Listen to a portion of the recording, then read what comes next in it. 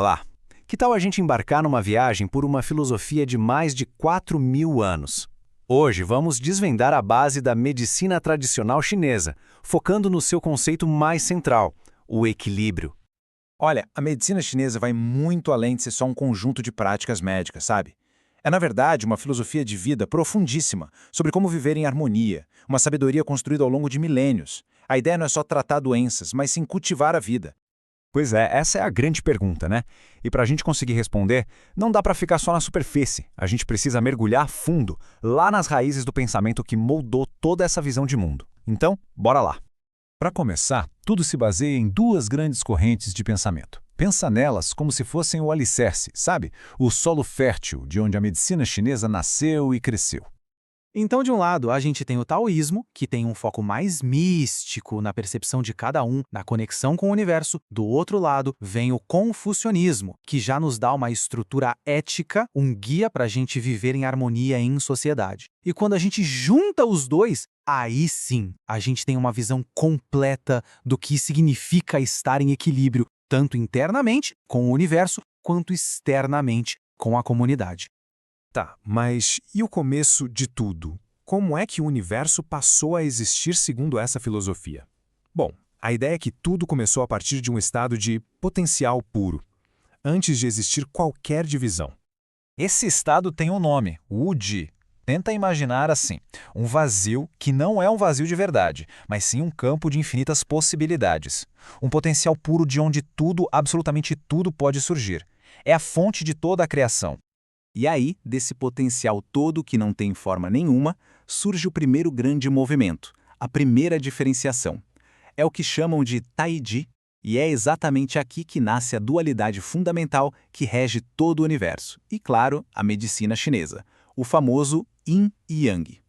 E esse símbolo que todo mundo conhece, né, ele é a representação perfeita dessa ideia. Yin e Yang não são inimigos, não estão lutando um contra o outro, pelo contrário, são parceiros numa dança. Um não existe sem o outro. E se a gente olhar bem, cada lado tem um pinguinho da cor oposta. É a semente do outro, mostrando que eles são inseparáveis. Então vamos entender melhor como essa dança funciona na prática. O Yin representa qualidades como o frio, a escuridão, o repouso. Já o Yang é o oposto, o calor, a luz, a atividade. É só pensar na noite e no dia. E essa dualidade se estende para tudo, viu? O feminino, por exemplo, é associado ao yin, assim como substâncias mais densas como o sangue.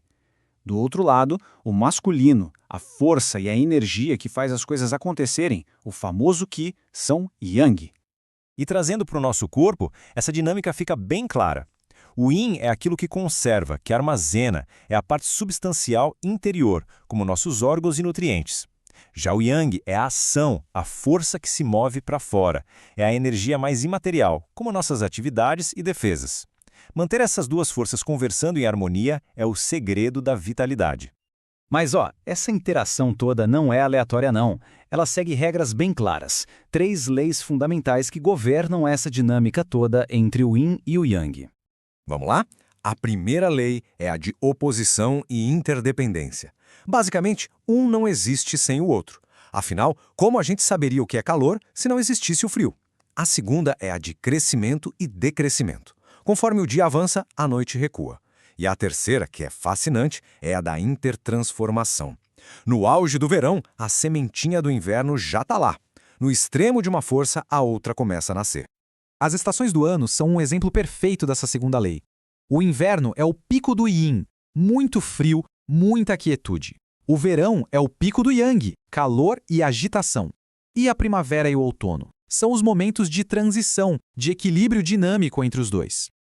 E o nosso corpo reflete esse mesmo ciclo, com momentos de mais energia e outros de mais recolhimento. Ok, se o Yin e o Yang são o grande mapa, os 5 elementos, ou Wu-Xing, são como um mapa com muito mais zoom, mostrando as diferentes facetas e interações da energia, tanto na natureza quanto no nosso corpo. Vamos começar com a água. Ela é a expressão máxima do Yin. Representa a quietude, o armazenamento, o potencial profundo, é aquela energia que desce e se acumula. No extremo oposto, claro, a gente tem o fogo. Ele é o Yang supremo. A natureza dele é subir, transformar, agitar. É a pura energia da paixão e da atividade máxima. A madeira é a energia da primavera. Ela representa o crescimento, a expansão em todas as direções, sabe? O movimento livre. É a força que nos dá impulso para começar coisas novas, para criar e para agir. Já a Terra é o centro, o eixo em volta do qual tudo gira. É ela que nos dá estabilidade, nutrição. Ela representa os momentos de transição, sendo a base para todas as transformações.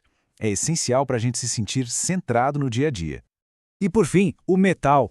A energia dele é de contração, de refinar, de trazer ordem e estrutura. É a cara do outono, quando a natureza se recolhe e guarda só o que é essencial. Agora, o ponto crucial é o seguinte: esses elementos não existem isolados. Eles interagem o tempo todo em ciclos contínuos que sustentam a vida e mantêm o equilíbrio. Existem 2 ciclos principais. O ciclo Sheng, o de geração, funciona como uma relação mãe e filho. A água nutre a madeira alimenta o fogo e por aí vai. Já o ciclo Ke, o de dominância, é como uma relação avô-neto, que serve como um sistema de freios e contrapesos. A água apaga o fogo derrete o metal, um controla o outro para que nenhum se torne excessivo. É um sistema perfeito de autorregulação. E isso tudo nos leva a uma reflexão final. E se a saúde não for um estado fixo a ser alcançado, mas tinha um processo dinâmico? A arte diária